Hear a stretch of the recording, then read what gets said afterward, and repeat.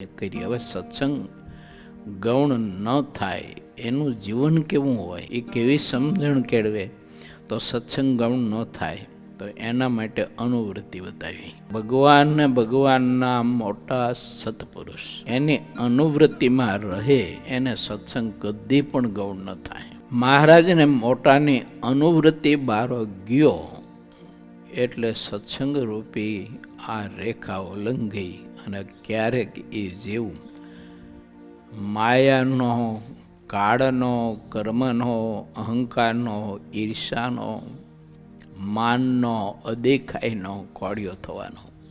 શું એને આ બધા દોષ પરખી જવાના.